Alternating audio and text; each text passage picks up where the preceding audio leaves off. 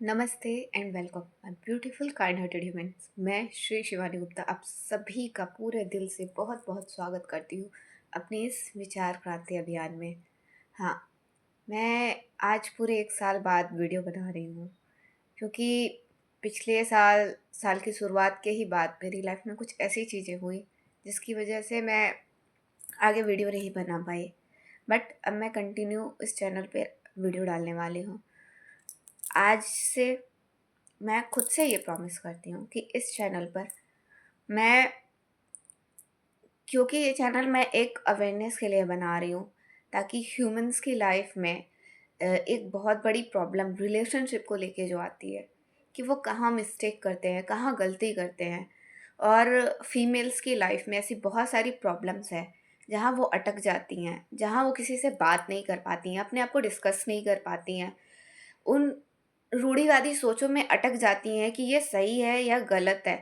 उन्हें जो बता दिया गया है, गलत चीज़ें जो उन्हें समझा दी गई है, उसी लूप में वो फँस के कंटिन्यू अपने आप को एक अलग ही वाइब में डाल देती हैं कि उन्हें अगर बता दिया गया है कि तुम्हारे साथ अगर टॉर्चर भी हो रहा है, कुछ भी हो रहा है, अच्छा-बुरा जो भी हो रहा है उनके साथ, उनके इन-लॉज़ के घर, तुम उसे सहते रहो, सहते रहो, सहते रहो, एक दिन सब ठीक हो जाएगा। ये बहुत बहुत ही बड़ी बात मैं बोल रही हूँ कि एक दिन सब ठीक हो जाएगा। वो इंसान जिसको उसके पेरेंट्स ने एक लंबे समय तक पाला-पोसा, बड़ा किया, जो जिसे सुधारने की उन्होंने बहुत कोशिश की बट वो वैसा नहीं कर पाए। फिर वो ये थॉट रखते हैं कि हाँ, उसकी शादी हो जाएगी तो ये सुधर जाएगा एंड देन वो उसकी शादी कर देते हैं और वो नहीं सुधरता। उन्होंने क्या किया? उन्होंने एक लड़की की लाइफ खराब कर दी एंड देन वो इस बात को एक्सेप्ट भी नहीं करेंगे। इवन वो सारा, अब जो कुछ भी वो लड़का सही या गलत करता है, सबका ब्लेम उस लड़की पे जाएगा। तुम इसे सुधार नहीं पा रही हो, तुम्हारी वजह से, या फिर उसने कुछ भी गलत किया तो तुम्हारा पति है, तुम्हारे पति ने ऐसे किया। वो भूल जाते हैं कि वो मेरा बेटा भी है या ये मेरा भाई है। ऐसी चीज़ें वो भूल जाएँगे।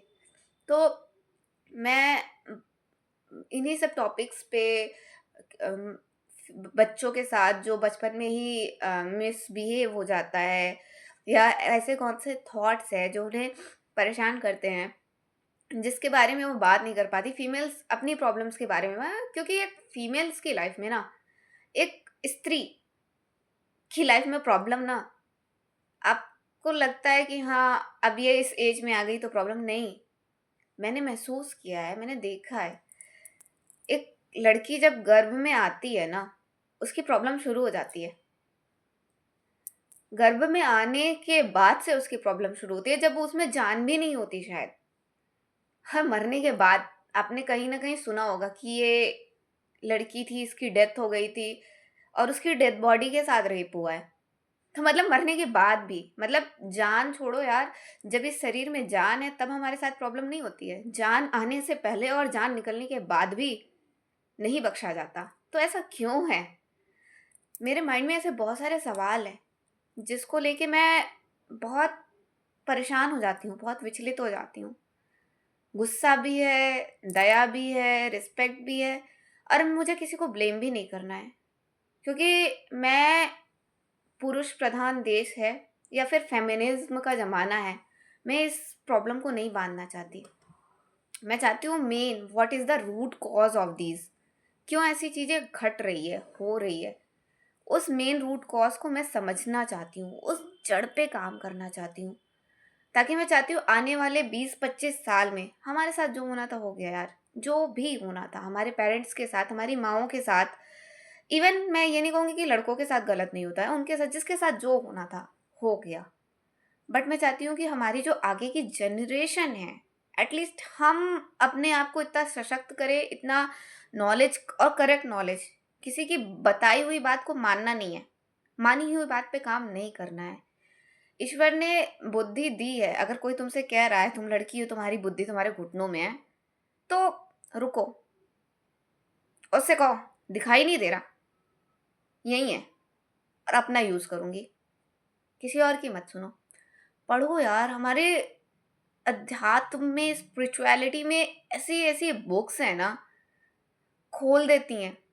आप को समझ में आने लगेगा क्या सही है क्या नहीं, दिखने लगेगा। तो मैं उन्हीं टॉपिक्स पे बात करना चाहती हूँ। मैं किसी की भी भावनाओं को हर्ट नहीं करना चाहती हूँ। मैं बस मेन जड़, प्रॉब्लम क्या है, उसका मेन रूट कॉज़ क्या है, उसका सॉल्यूशन क्या हो सकता है, अगर हो सकता है तो। वैसे तो मुझे प्रॉब्लम भी एक ही समझ में आती है और उसका सॉल्यूशन भी एक। बट फिर भी उसके बहुत सारे हिस्से हैं। किसी के साथ कुछ हुआ है, किसी के साथ कुछ हुआ है, किसी के साथ कुछ हुआ है, और सब कुछ होने का कारण बस एक है, अज्ञान। सही नॉलेज नहीं देना, या पीछे से जो हमारे बड़े बुजुर्ग कहते आए हैं उन्हें मान लेना। वो अलग युग था यार। अगर किसी युग में किसी माँ ने अपनी बेटी से कहा था ना कि बेटा तुम्हारी डोली यहाँ से जा रही है और अर्थी ही वापस आएगी, वो अलग युग था। ये कलयुग है। उस युग में जिस माता ने जिस बेटी से कहा, उसके हृदय में भी ईश्वर विराजमान थे, उस पुरुष के मन में भी थे। दोनों धार्मिक थे, आध्यात्मिक थे, तो वो उसके साथ गलत कर ही नहीं सकता था। लेकिन आज, आज ईश्वर यहाँ नहीं होते हैं। आज ईश्वर यहाँ होते हैं मुंह से। हम मंदिर जाते क्यों हैं? हम प्रार्थना करते कहाँ हैं? हम मंगतों की तरह मांगते रहते हैं। तो मैं तो मेरे भगवान मंदिर में नहीं ढूंढती हूँ। मैं बहुत भगवान को मानती हूँ, लेकिन मैं मेरे भगवान को, उनकी एनर्जी को, मैं उन्हें एनर्जी फॉर्म में ही फील करती हूँ और मैं उन्हें अपने मन में ही मानती हूँ। मेरा भगवान मेरे मन में है और वो मुझे आंसर्स देते हैं। आपको भी देंगे। पूछ के देखो। आपका दिल जानता है हमेशा आपके साथ जो हो रहा है वो सही है या गलत, उसे आपको सहना चाहिए या नहीं। हाँ, मैं ये मान सकती हूँ कि हो सकता है आप इतने एजुकेटेड ना हो, या आपके पास कोई ऐसा ऑप्शन ना हो कि आप उस जगह से निकल ना पाओ, लेकिन पता आपको होता है। तो जब ऑप्शन ना हो तो रुको, पेशेंस रखो, खुद पे काम करो। जब आप खुद पे काम करोगे और ईश्वर पे विश्वास करो, खुद पे विश्वास करो, ईश्वर आपको रास्ता देंगे। आपको ज़रूर रास्ता मिलेगा। इसी के साथ मैं यही कहूँगी कि trust your self, believe your self. आपकी लाइफ में जो भी सिचुएशन है, जो भी प्रॉब्लम है, उसका कारण कोई और नहीं है। आपकी हर प्रॉब्लम की, हर समस्या का कारण आप हैं, क्योंकि आपने कभी ना कभी कोई ना कोई गलत डिसीजन लिया है। और वो डिसीजन आप कह सकते हो कि मेरे पेरेंट्स ने ये किया, या किसी सिचुएशन की वजह से मैंने ये डिसीजन लिया। बट आपको पता था कि ये डिसीजन सही है या गलत। आपने वो डिसीजन किसी ना किसी भय के कारण ही लिया है, या किसी लालच के कारण लिया है। कोई तो स्वार्थ था आपका जिसलिए आपने उस गलत डिसीजन को लिया है। तो उस भय से, उस स्वार्थ से, उस लालच से ऊपर उठने की कोशिश करो। खुद को काबिल बनाओ। खुद को मत कहो कि मैं कुछ नहीं कर सकती। कुछ तो ऐसा होगा जो हम कर सकते हैं और हम करेंगे। खुद पे काम करो, भगवान रास्ता ज़रूर दिखाएंगे। आगे बढ़ो। इसी के साथ मैं आप सबका पूरे दिल से धन्यवाद करती हूँ कि आपने मेरी बातें सुनी। आप सबके हृदय में विराजमान परमेश्वर को मैं पूरे दिल से प्रणाम करती हूँ, और उस ईश्वर से मैं प्रार्थना करती हूँ कि मुझे शक्ति दे कि मैं मेन समस्या को ढूंढ सकूँ, उस पर काम कर सकूँ, और निडर होकर, क्योंकि मुझे पता है इस रास्ते में ऐसे बहुत से लोग होंगे जो मुझे पीछे खींचना चाहेंगे। निडर होकर उनका सामना करूँ। थैंक यू भगवान जी, थैंक यू शिव शक्ति, मेरे साथ हमेशा होने के लिए। मेरे गुरुजनों को मेरा थैंक यू, और सबसे बड़ा थैंक यू मेरी माँ को, जो मुझे हमेशा सपोर्ट करती है।